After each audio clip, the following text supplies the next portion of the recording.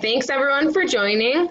We have to the distillery tour and trivia. We're going to start off with a presentation by Greg Herman, CrowdStrike's regional sales manager.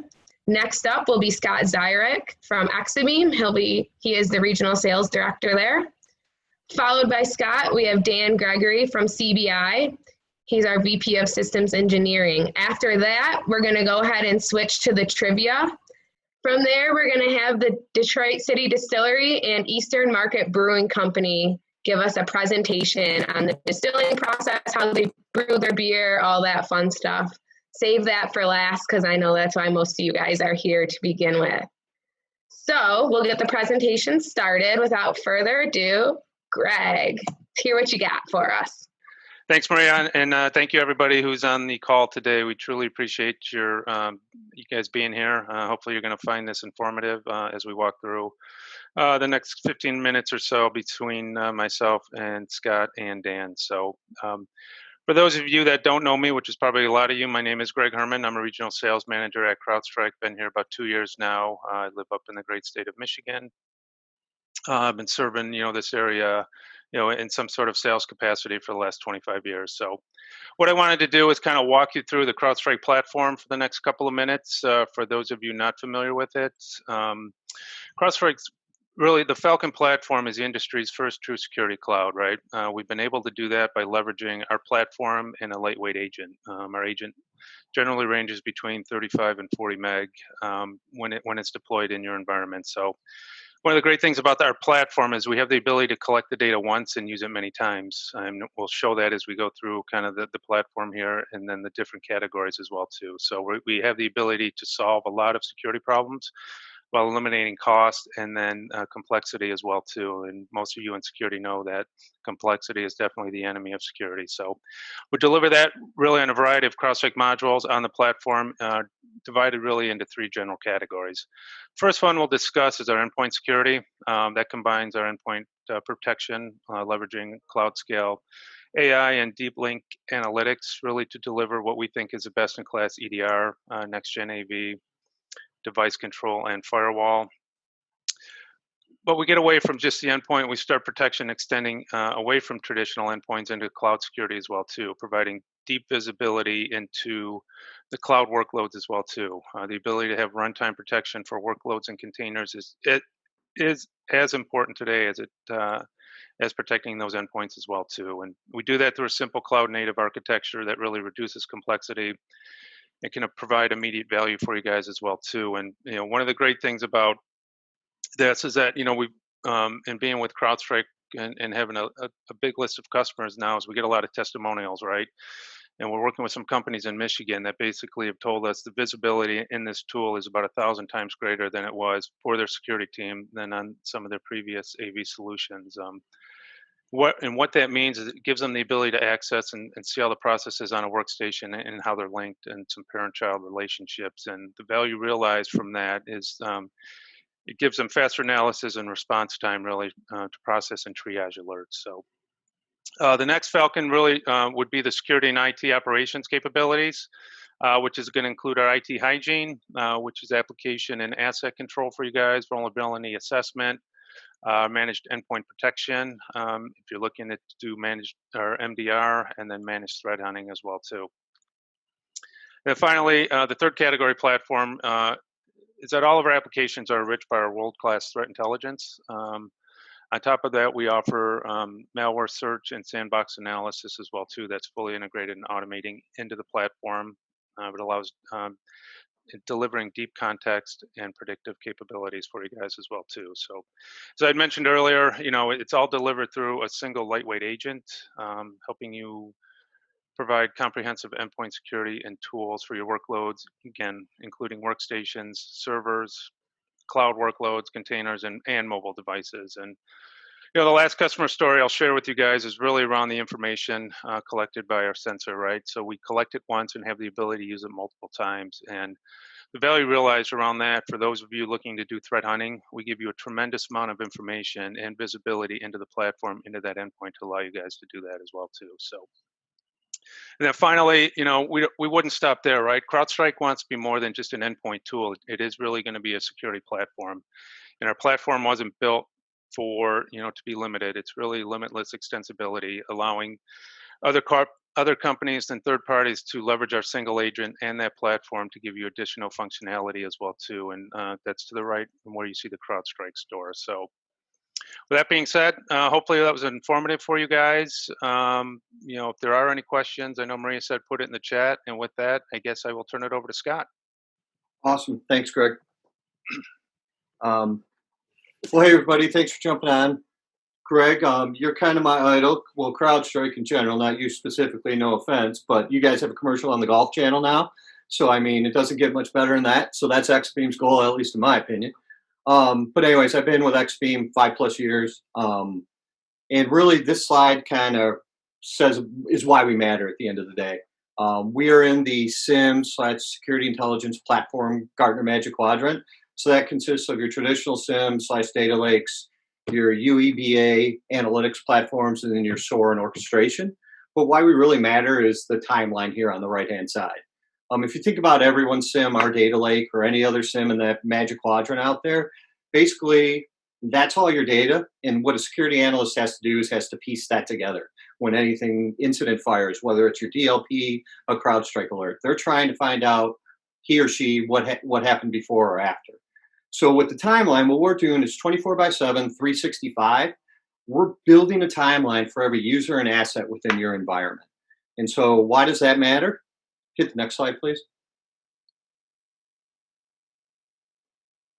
There we go. So I'm going to get to why it matters, but why does that work, right? It's not magic or smoke and mirrors. Really, there's an engine behind there that is always automating the host to IP mapping. So what that's doing is taking the IP to the user to the host. You think about a triangle, no matter which one you have. So if you look on the left, it's an incomplete timeline. So usually a security analyst will get an IP address, a host, or a username. If they get two, they're lucky. But just think about when we were allowed to actually go into the office and you were walking around from conference room to conference room. Your laptop's picking up multiple IP addresses throughout the day. If that IP address is thrown to a security analyst and say, hey, go do an investigation, well, they're probably going to have 7 different users. They're going to write a correlation rule, another correlation rule. It's going to spur on more correlation rules. What we're getting to is the end is every time you pull something up in Exabeam, you're going to have a complete data set on the right-hand side. So we're always mapping the user to the IP to the host. Next slide. And you can build that out just one more. So I'm not sure who did the study or the survey, but if you look at the part in the middle, so your detection component is your security alert, right? Whatever that security tool may be, it fires, or someone's going to call you and say, from an insider threat perspective, where we sit a lot of times in insider threat programs, hey, do an investigation on Scott. I wonder what he's been up to. 62% of the time, it's the triage investigation. It's piecing together that timeline. The response, the SOAR, kind of the sexy part of security today, that's the 26%. So why it matters to have a timeline is we can condense that time. And we all know in security, that's our most valuable asset is time. And we can expand on the efficiencies of what your team is doing. Next slide. You can build this one out. So our best partner from an alliance perspective is CrowdStrike. So right there, Greg was talking about different type of processes. There's an example of 26 event types. We're continually building on this. We take those event types and map them into the sessions or the timelines, and then we run behavioral analytics against those. And then those on the back end map to 440 different models and 636 different rules. And then the rules have 2 different functions. You have a fact-based rule, which is a security alert. So if your DLP fires, we're going to associate it 20 points, and we're not going to ask any questions. An anomaly-based rule is more like, if you think about my VPN time, it's normally 6 a.m. to, let's say, 5 p.m. If you see me log in at 2 a.m., maybe I couldn't sleep or I just came home from the bar, but that doesn't mean it's malicious, it's abnormal. We're still going to associate that. So that's the difference in the 2 rules. But why this is important is you can take all the different processes that are being run within your organization. You're not going to write a correlation rule for all those. The machine's going to do all that heavy lifting for you. And then on the next slide, it'll show how that kind of fires into the timeline. Oops, go back one. So right here, you see that earlier timeline I showed you. Right in the middle, you can see the CrowdStrike alert. It's actually going to give you the user, the host, the alert name. Down in the right there, you can see the alert ID. So if the analyst gets that alert ID, they can actually drop it in our search engine, and what'll come up is the timeline for any user or asset that's tied to that alert ID. So now they know exactly what happened before or after that alert.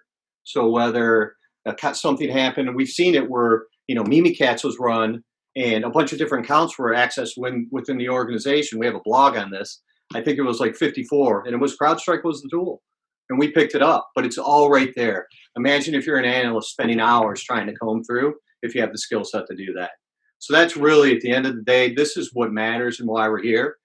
We sit on top of SIMs, or we can be an entire security platform.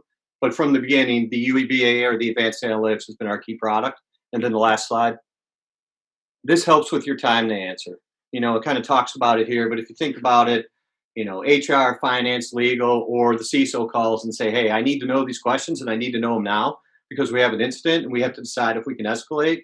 You don't want to be telling your boss that, hey, I need 5 hours or I need 2 days. Why not answer it in minutes as opposed to an extended period of time? So thank you, and I'm going to hand it over to Dan Gregory, VP of Systems Engineering over at CBI. So I want to thank everybody for their time today. We'll get through all of this. I do want to get some great questions that have been getting asked there in the chat, and a few other observations that I've made. CBI has been around since 1991, and since then we've been providing IT cybersecurity solutions to address clients' needs and expected outcomes and requirements. One of the ways that we do this is by adhering to a kind of a best practices cybersecurity framework.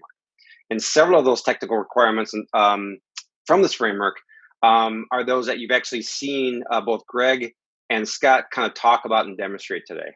Okay, both solutions being 100% cloud-based actually lends to the fact that they're highly scalable. You can rapidly scale them, and they're quickly deployable, which is really important. But the cool thing about it is they're attacking both the known and unknown, right? And I'm going to get into that in just a minute. I'm going to break that down. But Maria, if you could draw out the rest of those bullet points, there's a couple. There you go. Thank you.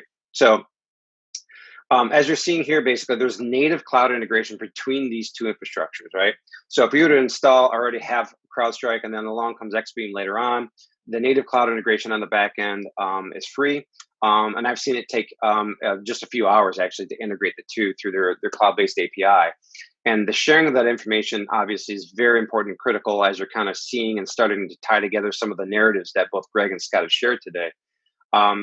The SOAR capabilities, and there are at least that I know of, there's like 20 plus SOAR, CAN SOAR kind of scenarios that are baked into Exabeam, at least just Exabeam side of the fence, to act on information that is gathering. So let's kind of walk through a standard scenario. I like to see things as a day in the life of. So CrowdStrike's deployed on your endpoints, which is rapidly deployable. We've done at least deployments where we've done at least 10,000 endpoints in as little as 48 hours. When we say it can be rapidly deployed, it seriously can. Both of these are zero infrastructure, by the way. So you don't need to deploy any servers, collectors, or things of that nature to make these infrastructures work, which lends to the fact that they can be deployed very, very quickly. Events are collected with the CrowdStrike sensor, not an agent. It's a sensor on the endpoint because it does a lot more than just a traditional agent. Kernel level, very small, very fast, very lightweight. And it's feeding information not only into its own administrative console, but feeding it in real time back to Exabeam. So it's getting that event correlation and it's gathering information from the device, what's happening to it at the device level. And then also combining that with Exabeam on the other side, what the users are doing to that endpoint. Is it a malicious actor? Is it a malicious insider?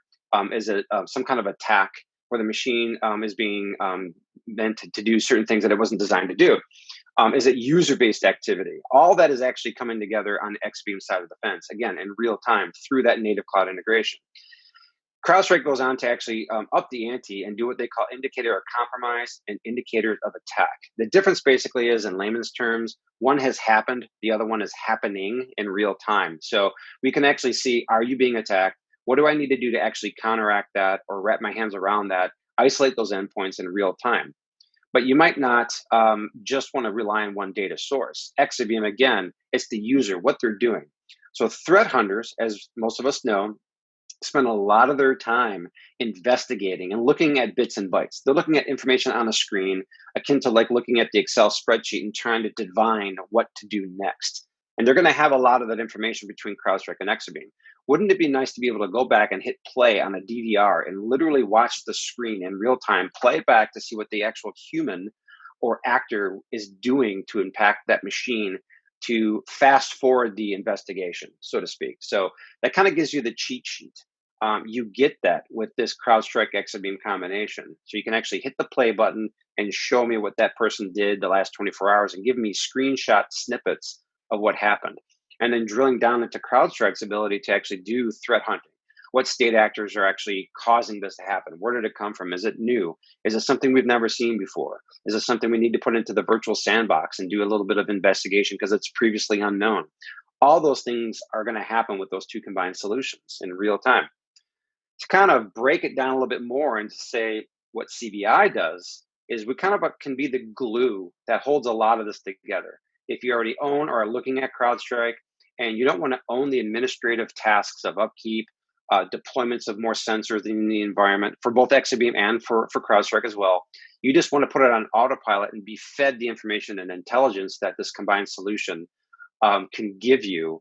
CBI has certified experts in both platforms. We also have a 24/7 certified SOC that can actually run this for you if you guys are in multiple time zones or if you have a high degree of risk and you need to keep eyes on glass 24/7, we can do that.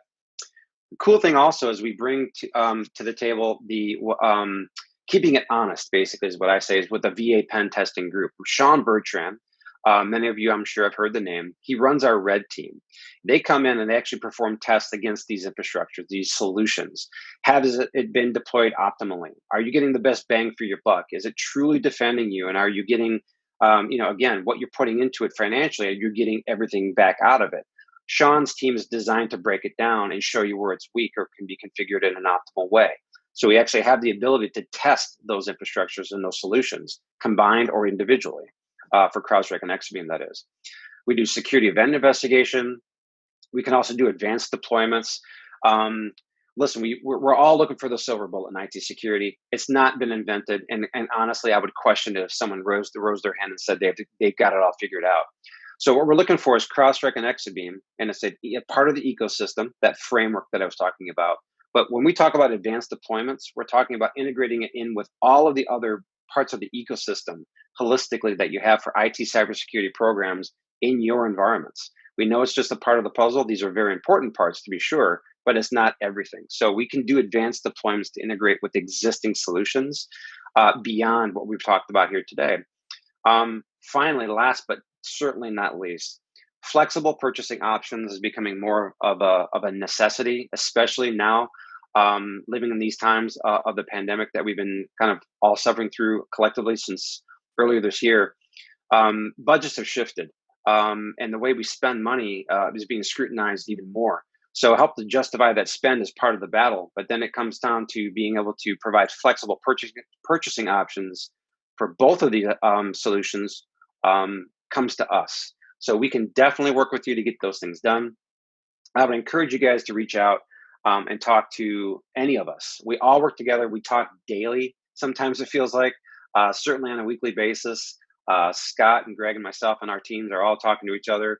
So if you talk to one of us, you're talking to the entire team. We would encourage you to reach out to us, try it out, get a POC going. If you want to look at these things, we can do these rapidly. And again, I'm going to thank you guys for all your time. Are we ready to hand off to the brewery, or do we need to take some Q&A? I think we're going to do Q&A now. Yep, I'm going to go ahead and read some questions, and I'll let you guys handle the answers. Right. Fantastic. This one is for Greg at CrowdStrike. Do you support geographic privacy and data residency regulations that are all the rage now? GDPR, CCPA. Good question. Yes, we do. Yeah, we have full documentation on all of those, and we'd be happy to share them with you. In how we've done that quite a few times, sending that information out. So absolutely, yes. Yep. Greg, to expand on the question real quick, and I think I want to get to the essence of where I think the question is coming from. Globally, can you guys actually ensure and show that the data you're collecting is staying in certain regions of the planet and not being shared with other, countries or things of that nature? Do you guys have that ability at the cloud level to do that? Yes, we do. So, yep. And Excellent. again, we can share documentation on that as well too. Correct. Yep. That was a softball. That was an easy one for you. Awesome. Next up, I believe this was during, Scott, your presentation, but I could be wrong. Are they tracking a host by MAC addresses then, MAC address then? Yes. All right, let's get to the next one. Just to confirm, Exabeam can tie into AD for user resolution. I can see that I can buy CrowdStrike without Exabeam. I'm guessing I can buy Exabeam without CrowdStrike as well, and they will tie into other tools like EDR solutions. That's yes on both. So any LDAP source you can tie into to get the user context. 95% of the time it's AD. Mm-hmm. Can you please talk briefly about CrowdStrike's SMB offerings and value? Sure. I mean, the value really becomes the platform and the ease of use and deployment. I'm going to go back to that term visibility, right? You're going to get unparalleled visibility into those endpoints, which is where the value, especially for small companies that probably have, maybe one, maybe half an FTE doing security. So you're going to get instant visibility into that. With our platform and the ability for that sensor to collect everything and then parse it out to the different modules that are available as well too. So I install it once and collect all that information, and then as you license the modules, you have visibility into that. The offerings are really no different across the board, whether it's enterprise or SMB. It's just a matter of what you're looking for and what you're looking to do. So we have a platform play, we have a managed and MDR play as well too. And then CBI can manage it for you as well too. So there's different plays, and depending on what you want to do and how you want to manage it. Yep. Yeah, absolutely, Greg. I would add on to that. We were having conversations consistently, everything from 100 end user environments to literally hundreds of thousands. The solution scales, like you said, technically, but also more important financially too. So to meet certain budget requirements, it's extremely flexible.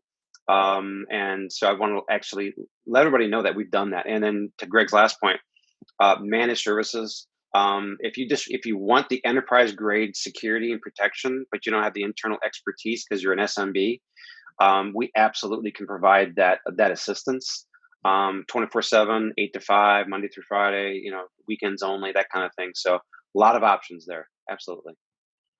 Thanks, guys. We have a couple more for you. What differentiates these tools versus, say, Microsoft Security Cloud, Microsoft ATP/Splunk, etc.? Dan, you're impartial.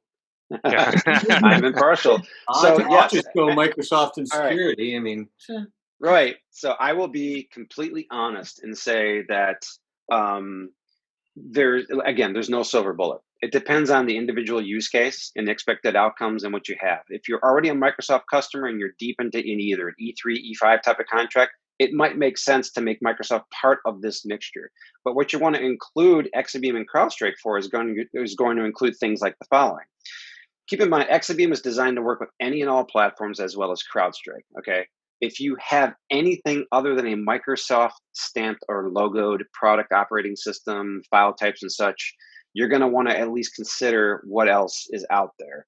Again, it does a lot of good things in its swim lane, but it doesn't do all things for everybody. So you're going to want to get into the details with us and help scope that out.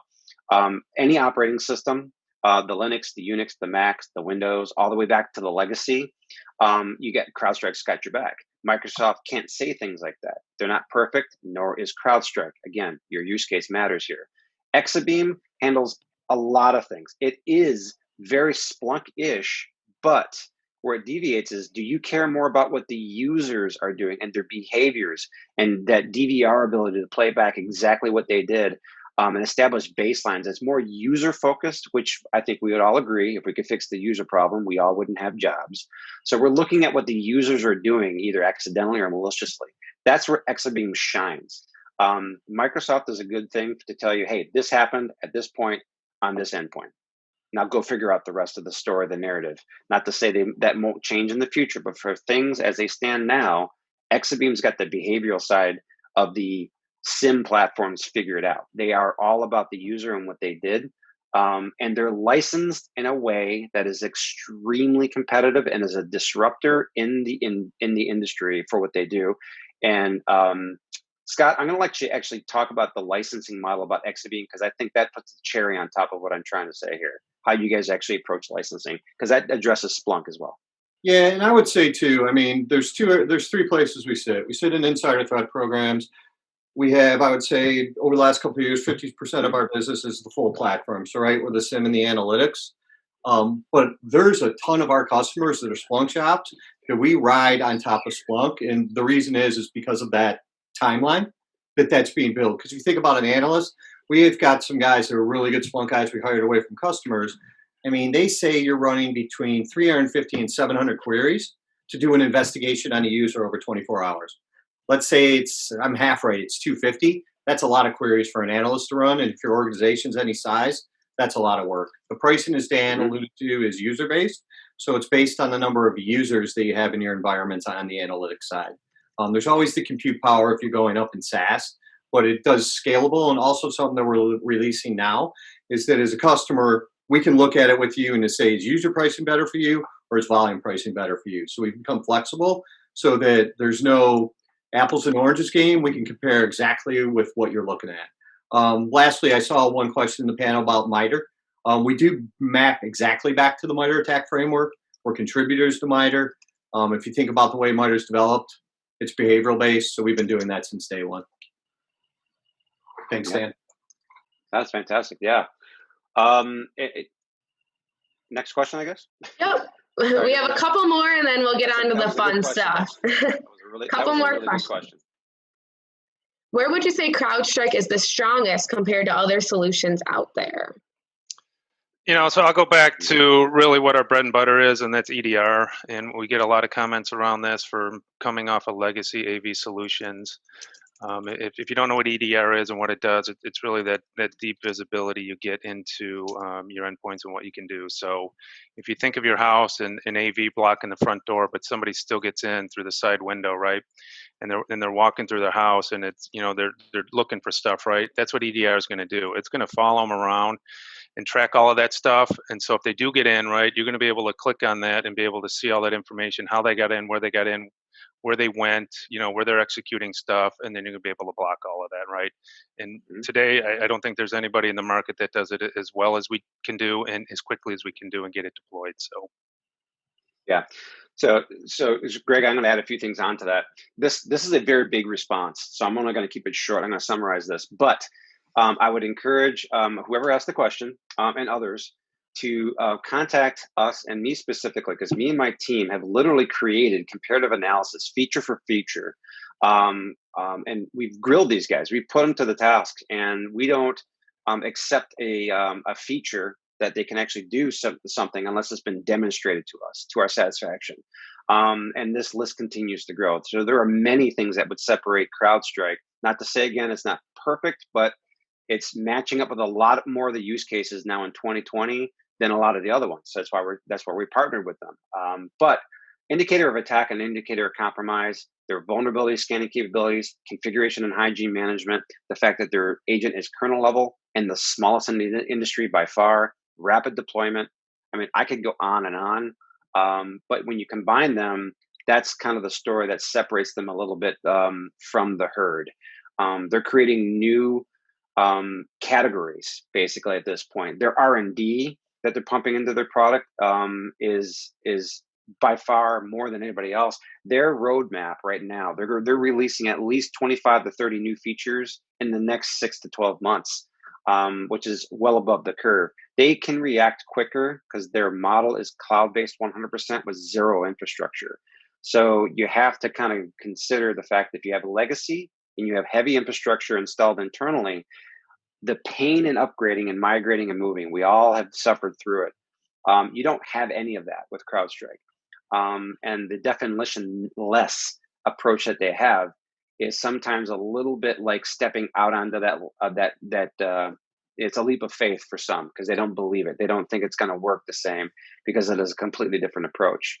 Contact us. We'd love to walk you through that spreadsheet for feature comparison. I do it all the time. And so the devil's in the details, though. But that's a great question. All right, I'm going to go ahead and read one more question, and then if we have time, we'll get back to the rest at the end. But I want to make sure you guys get to see the brewery, get all their full info in. So last question, this one's for you, Dan. How does CBI get access to the Exabeam / CrowdStrike logs? How do we gain access to those logs? So the way that both of those, and I'm going to dumb it down a little bit, so forgive me, guys, because I'm not going to have time to get into the details of everything, but they set up tenants. They're cloud-based. So they have tenants. We become administrators that can log into those tenants. So we go directly to the source. And if you're asking us to manage the actual solutions individually or combined, we actually have managed services where we can pull in and ingest logs with our own internal SIM solution. But when you have something like an Exabeam and a CrowdStrike, it's faster and more efficient for us to actually become part of the tenant administratively. And log in and use it and run it as you would on your behalf. There's obviously a couple more avenues that could have gone down there, but I would encourage you to reach out to us. Maybe we can have a one-on-one conversation for what specifically you might be looking to do. Before you move on, Maria, there was a question that I thought was awesome and timely.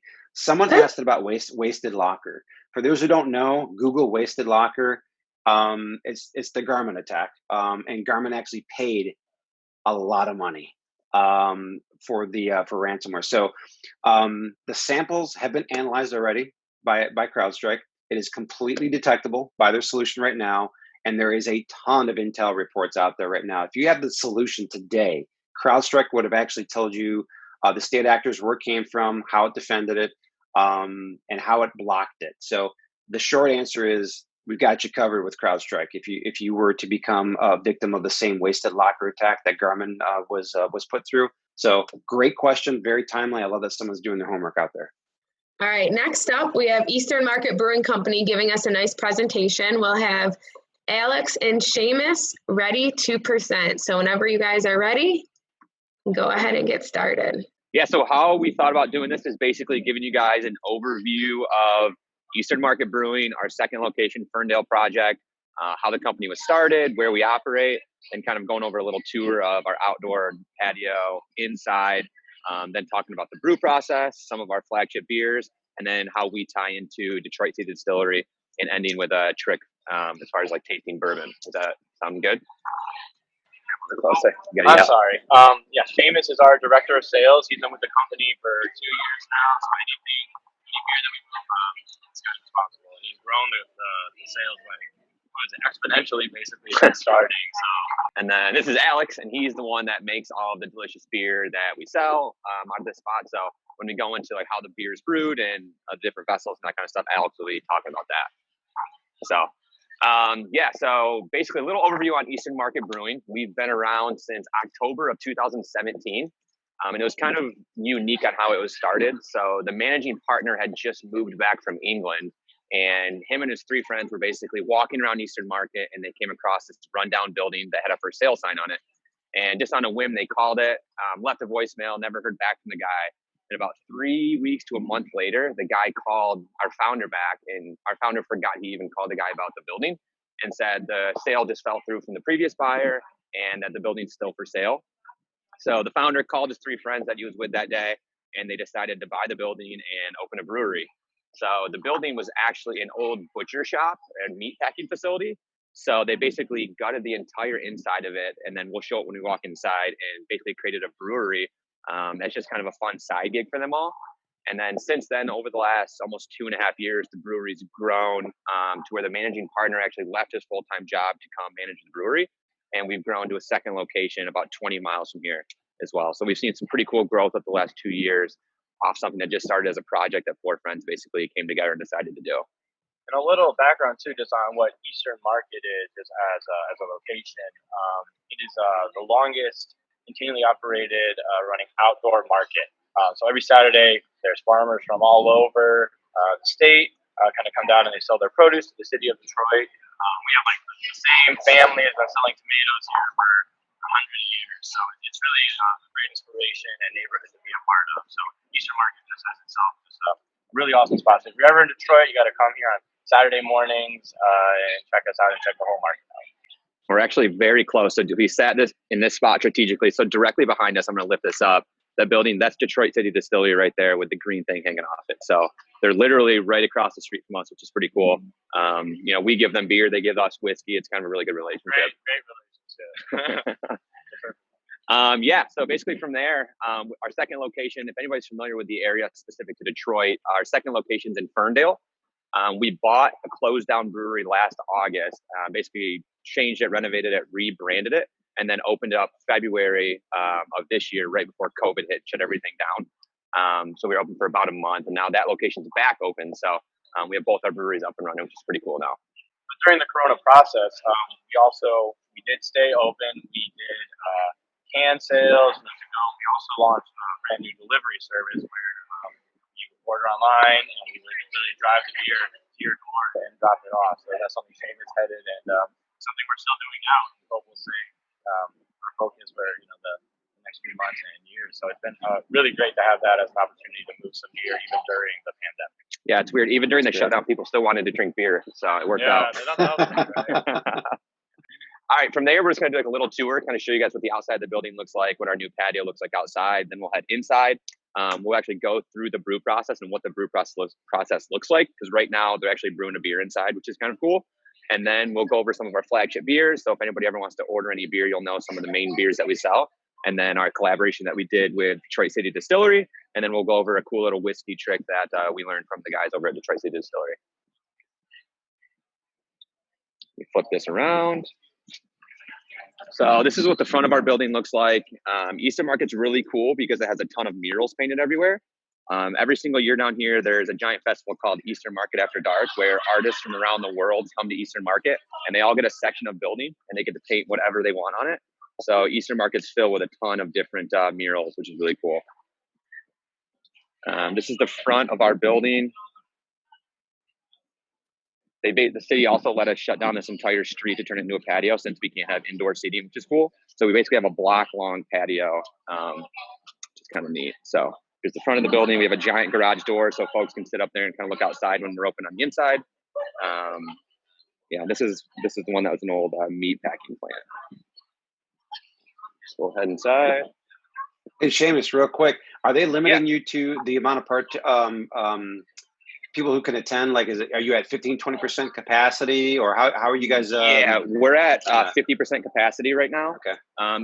So this is our tap room. You can see there's no tables or anything in it right now except for to-go sales. We decided for both of our breweries that we wanted to have only outdoor seating so our staff could feel comfortable, and we have enough space outdoors where we can hold enough people. So usually this is all filled with picnic tables and group seating, very communal style seating, so people can get to know each other. They're strangers, which we kind of something that we believe in. So we'll walk up to the bar here. Oh, sure, yeah. So speaking back to that old meat packing plant, you kind of see these beams and some of the hooks on the walls. That's all original stuff. So you're literally looking at where the cows would be kind of hung up and everything. So all that is still original. The brick back there is still original. So we tried to keep as much as possible. Actually, these tables you see here were made from reclaimed wood. This was the piping down there that they would actually run their glycol through to cool the system, and the tables were all made from the stuff we found upstairs. So trying to save as much as possible, much character from the building. Yeah, so I'll actually show you guys. So here's one of the hooks, for example. Like there's a bunch of these hanging around that were actually from the original facility. And it was kind of cool. There was actually a couple fake ceilings in here that we tore down, and a shotgun fell from one of the ceilings when we were tearing the building down. It was really random. It was really cool. Luckily, it wasn't loaded, so it didn't go off. This is an old Toledo scale that actually still works that we found in the upstairs as well. So we don't really put it to use, but it's a beautiful set piece, and the light looks awesome, we think. So yeah, so we kept as much as we could from the original building. And then here's our mascot. We call him Horton. So the reason a little background on why we have an elephant as a mascot is in Eastern Market, there was, I think, between 10 and 12 different breweries over the last 100 years that were in Eastern Market at one point. So elephants have a really good memory. So it's kind of us remembering those breweries and the history that was here, but then they're also very social creatures. And they always remember a good watering hole. So we kind of like to play off that as well. Love it. Cool. So now we'll head over to the brew area. I'm going to give Alex the speaker on this one, and I'm just going to tape him, and he can walk you guys through what the brew looks like. All right, can you guys hear me okay? Yep. All right, awesome.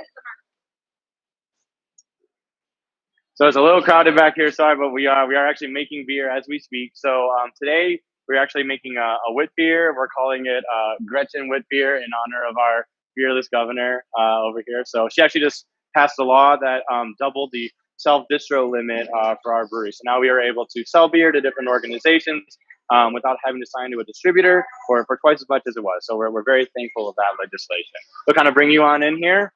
The first thing you'll probably see will be these fermentation tanks. So the process of beer essentially is we create sugar water by using different grains, some barley or rye, or we use oats as well. And by steeping that in about 170-degree water, we are going to create all natural sugar. And what we will do is we will boil that, introduce hops to kind of counteract that sweetness with a little bitterness. And then we will also pitch yeast. And what the yeast will do is the yeast will eat that sugar and it'll produce alcohol, but it also kicks off a ton of flavor. So a wit beer is actually a great example of that. Very classic German style. And that yeast is really the driving force behind a lot of the flavors that you'll taste. So it's kind of like a spicy, citrusy kind of notes going on. And that's all thanks to yeast. So you kind of see down here almost, we have fermentation going. And so that yeast is happy. It's eating the sugars that we have created through the grain, and it is currently kicking off CO2. So we have a little blow off here, an airlock to make sure that the tanks don't explode on us. So yeah, when we see the bubbles, we know that the yeast is very happy. So we have all different. So yeah, today for the wit beer, we're doing Eldorado hops, which is kind of a classic American. If you were using a New England IPA, or even a West Coast IPA, you could use Eldorado. Very nice and citrusy. I'll kind of show you some of the brew system over here. This is Gabe. Gabe is manning the brew deck right now. So this is what we call the mash tun. For the mash tun, we're going to, again, put those grains in there, and we have a false bottom that I'll kind of show you that catches our grain and keeps it from kind of moving over when we want to pump our liquid over. So you kind of see we have a nice little, I guess you call it almost like I can't think of the word. What am I thinking of, Gabe? Yeah, just like a platform or like a little grate, So we catch all of our grain here, and we're able to pump it over and put it into the kettle. You kind of see we just finished our boil, so we got plenty of steam coming off there.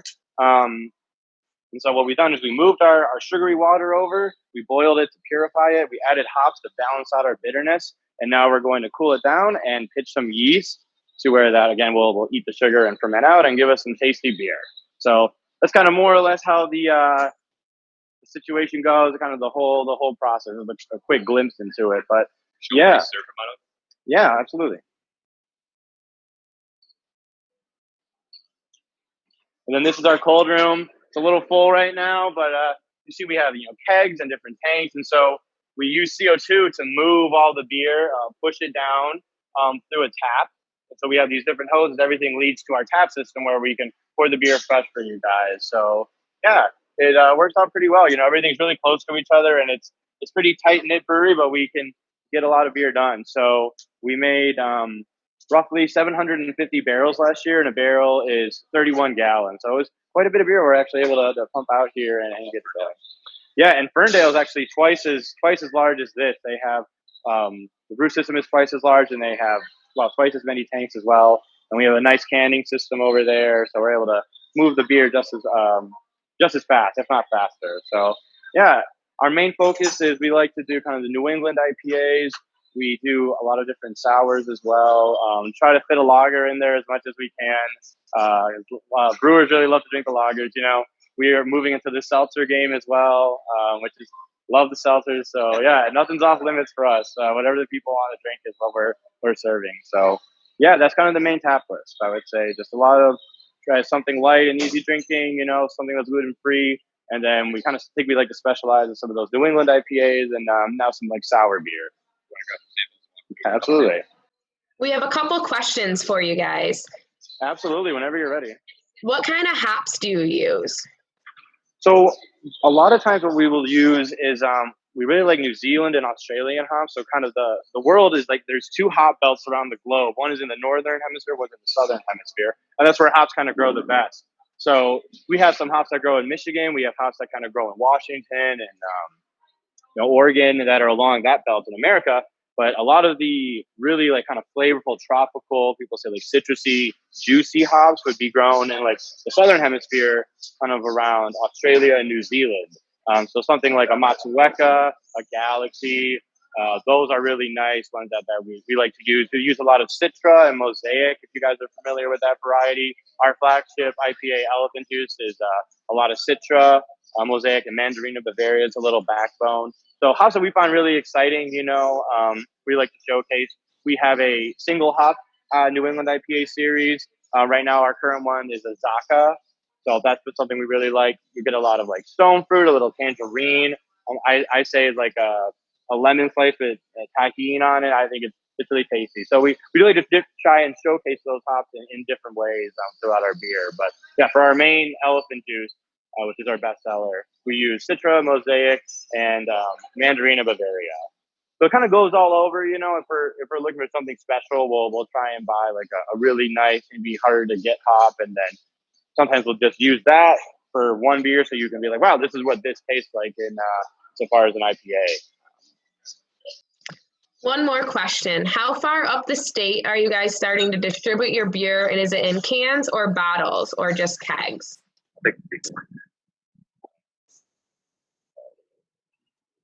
Cool. Take the speaker back. Cool. Yeah, so Alex is just going to basically pick a couple beers, just walk you through what those beers look like, what they taste like, why they're like that, and then talk about the collaboration we did with BCD with our, we did a cocktail beer with them, which was really cool. And then he'll bring out the bourbon and show you guys a cool tasting trick that they taught us.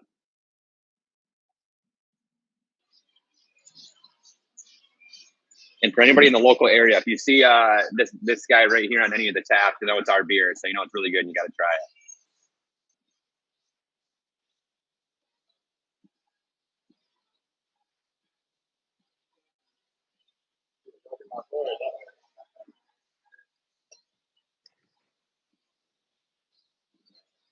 We have another question for you guys.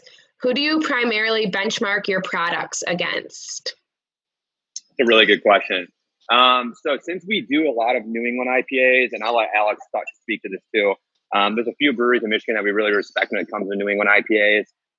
Holmes Brewery in Ann Arbor is very good. They kind of pioneered, in a way, the New England IPA. Transient has some really good sours and some really good New England IPAs. And then as far as out of Michigan, like Other Half Brewery in New York, they're kind of like the OG, like the best ones out there. So we benchmark against them a lot. So I'd say Holmes, Transient, Arvon has some very good beer. They're a really small brewery over in Grand Rapids. So probably those breweries when it comes to like the IPAs and the sours.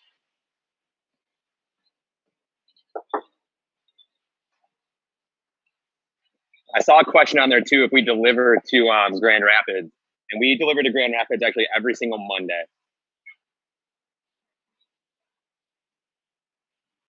And where could they find that out? Yes. In Grand Rapids? Yeah. So if you go to our website for our delivery service is www.wingit.delivery. So wingit.delivery. You'll see all of our products that we deliver on that website. You'll see we also own a coffee company, which is cool. So Ash Supply Coffee in downtown Detroit. We actually bought them a few months back. So we have all their products that we deliver as well. And then we also have our own bagel company. We have our own donut company and our own Detroit South Pizza company that we deliver as well. Basically every day we deliver within 15 miles of the brewery. And then every day we have a different county that we do. So Mondays we do Grand Rapids and Kent County. Tuesdays we do Washtenaw. Wednesdays we do Oakland. Thursdays we do Macomb. Fridays Wayne County. And Sunday is Ingham County. So it's a new county every single day.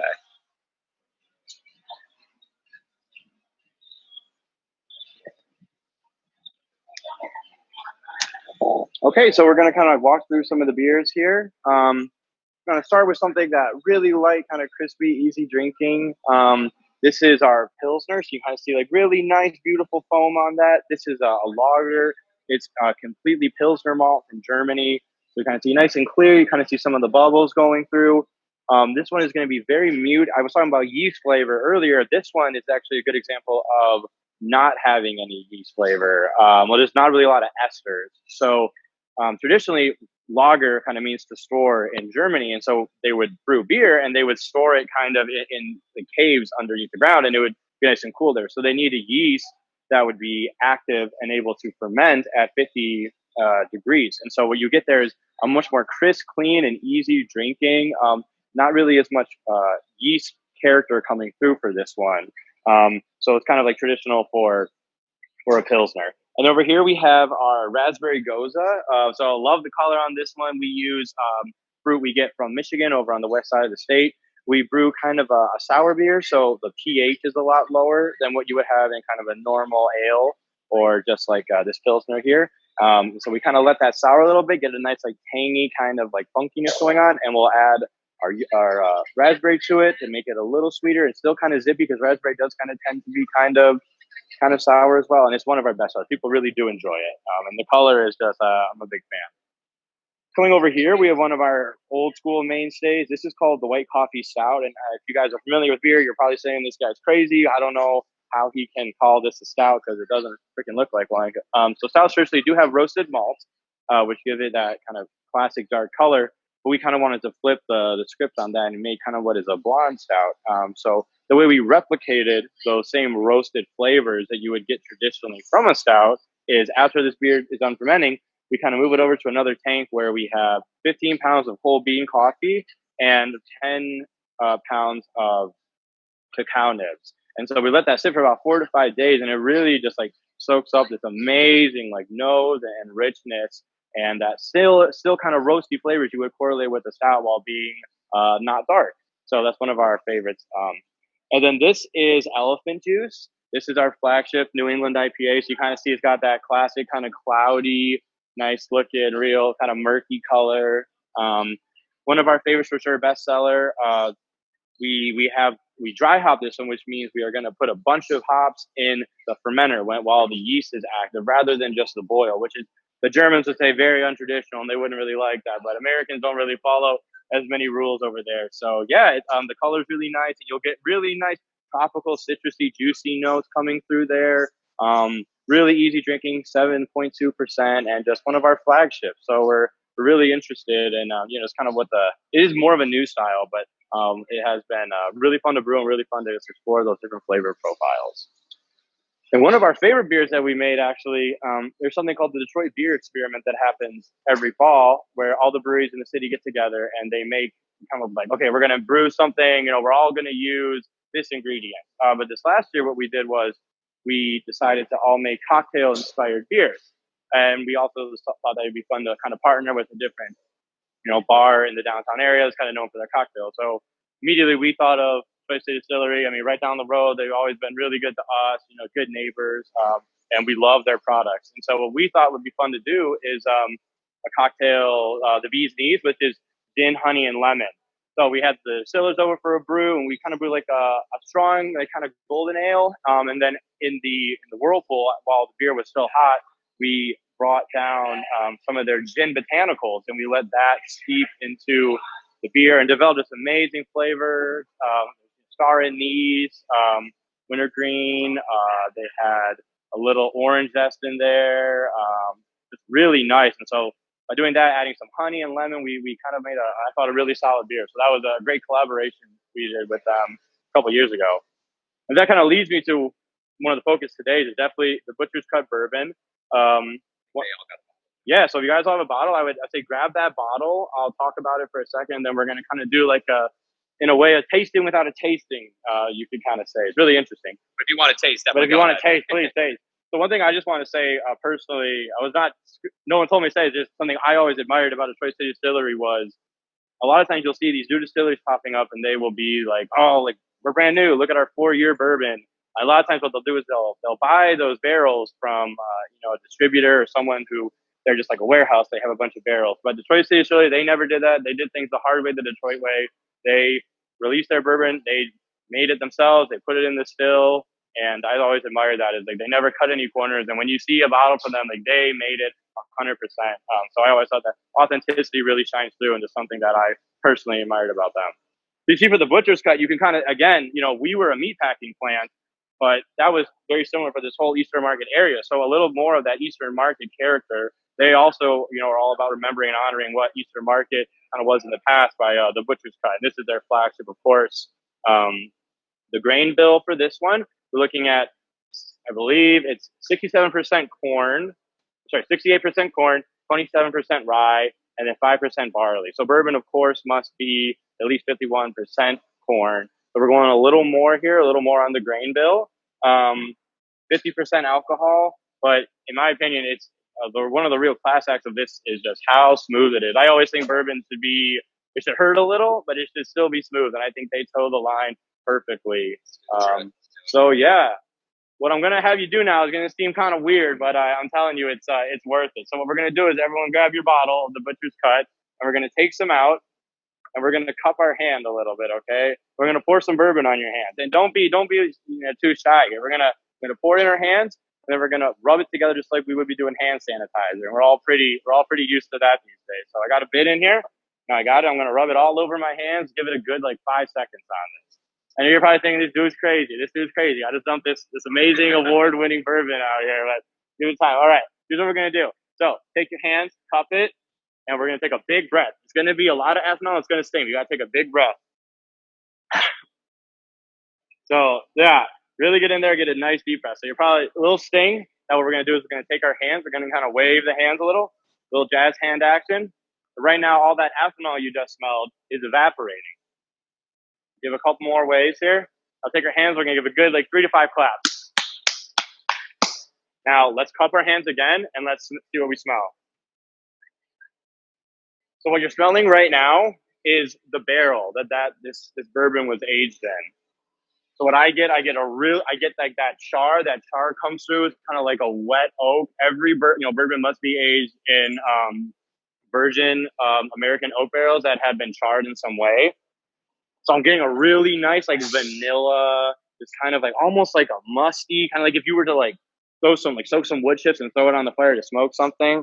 Just absolutely fascinating, and that barrel character is so prominent. So let's give the hands a little more shake here, a little more shake, and then what we're gonna do is we're gonna clap it one more time, okay? And now let's smell one more time. And now what you're gonna be smelling is the grain bill that we talked about earlier. Again, we have 68% corn, 27% rye, and 5% barley. So smelling that, I get the sweetness of the corn. I get a little bit of that sour mash. We all see the Jack Daniel's sour mash, So that's kind of what we're looking at here. And just the little spiciness of the rye. And it's really amazing. If I could put this in a candle, I think I'd be a rich man, So absolutely phenomenal.